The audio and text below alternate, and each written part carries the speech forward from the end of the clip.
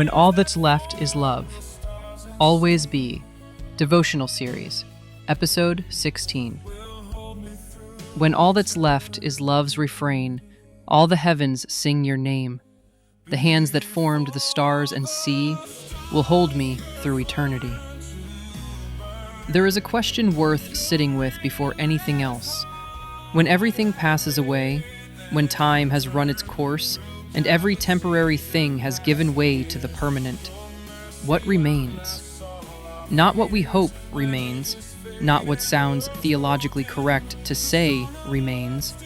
What actually, finally, at the end of all things, is left standing when everything that was going to pass has passed? The answer this lyric gives is the simplest and most complete answer possible. Love. Not a system, not a structure, not a set of doctrines correctly held, or disciplines faithfully maintained, or achievements accumulated over a lifetime of effort. Love. The love of God toward His people, and the praise of His people returned to Him.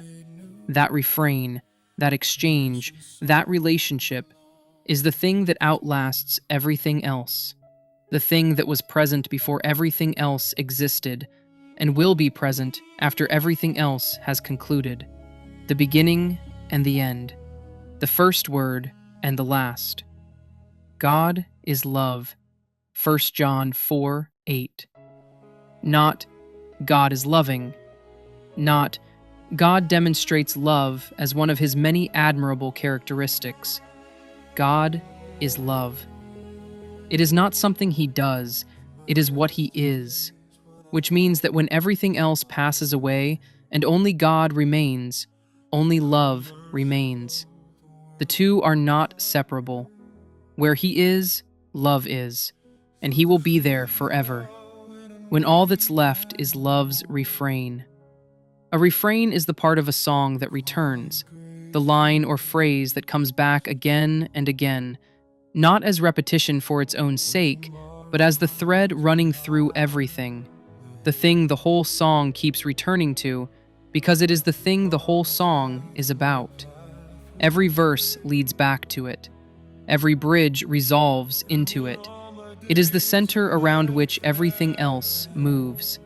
And when the song of creation has played its full course, when every verse of history has been sung, and every bridge of human struggle has resolved, and every season of the in-between has given way to the arrival, what we will find at the center, the refrain that the whole song was always returning to, is this: His love for us, our praise to Him. That is the shape of eternity, not an endless church service in the way we sometimes nervously imagine it, as if heaven were an obligation that went on forever, but the natural, joyful, completely at home experience of a heart that has found the thing it was always shaped for, and no longer has to reach for it through the interference of sin and sorrow and the limitations of this life. The love that we have been tasting in fragments and glimpses and moments of almost throughout this life, fully present, fully available, fully experienced without the veil, without the distance, without the noise of everything else competing for our attention. The refrain is what we were made for, and eternity is simply the infinite space in which we finally get to live inside it completely. All the heavens sing your name. This is not a solitary experience.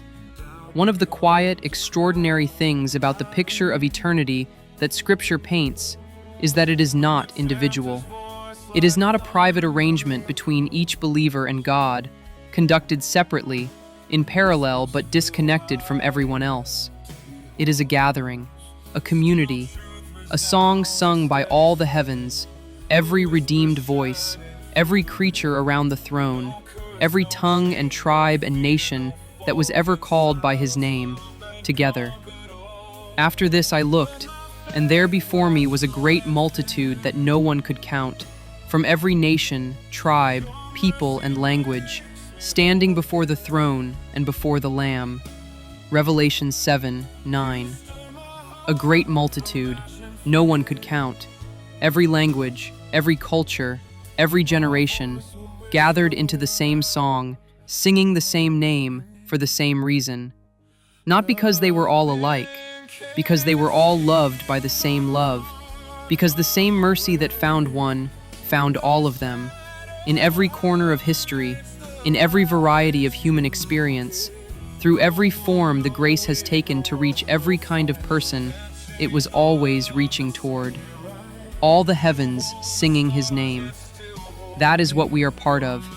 Not a small, private faith experience that belongs only to us, but the great, sweeping, every tongue and nation song of a redeemed creation, returning its praise to the one who made it and loved it and refused to let it stay lost.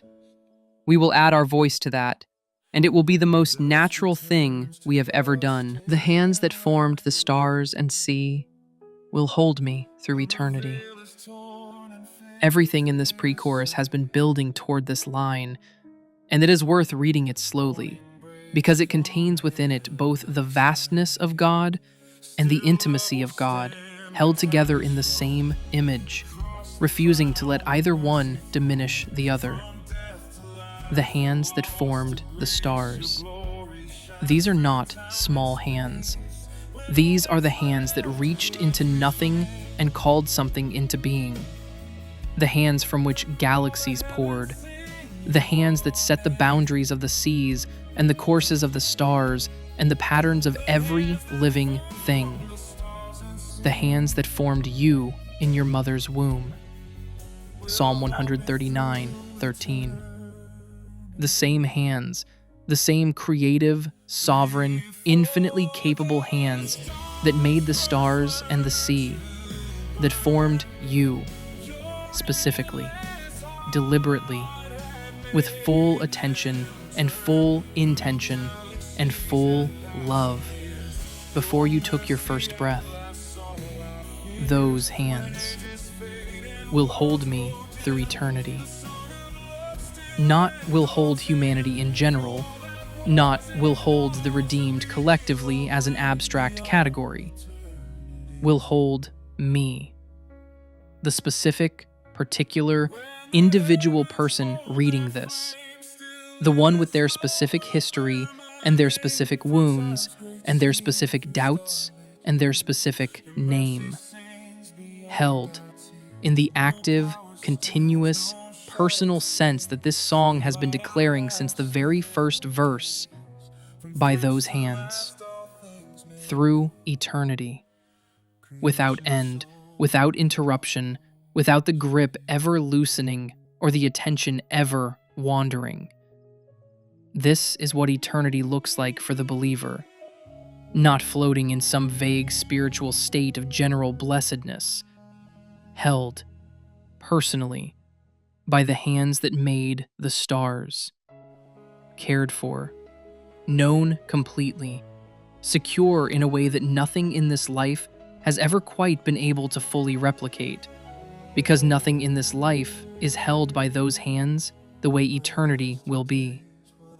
The security we have been tasting in fragments, in every moment of grace and every morning of new mercy, and every experience of being sustained through something we were not sure we could survive.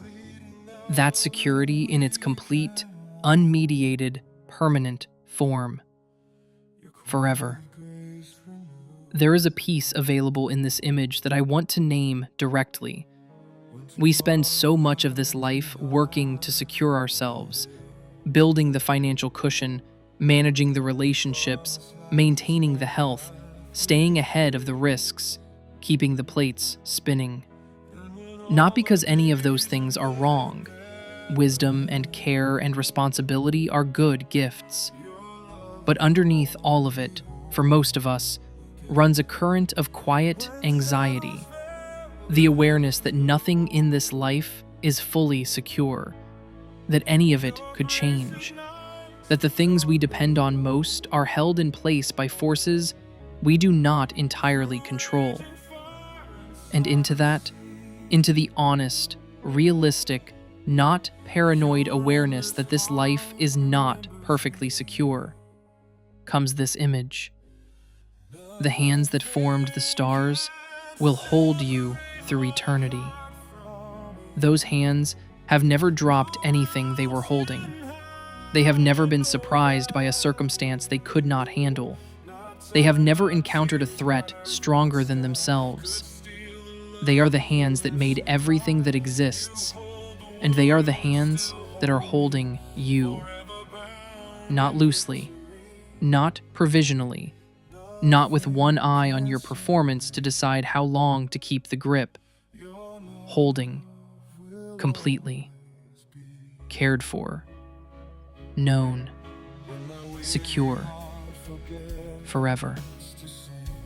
That is where we are going. And the one whose hands are waiting to hold us there is the same one whose hands have been holding us all along. He made the stars, and He made you, and He will hold you, both of you, all of it, everything, for eternity.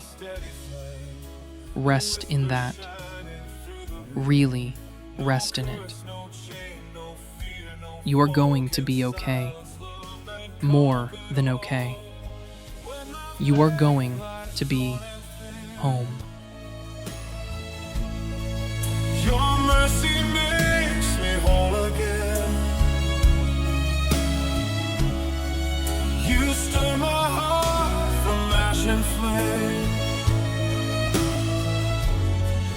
My voice will whisper out your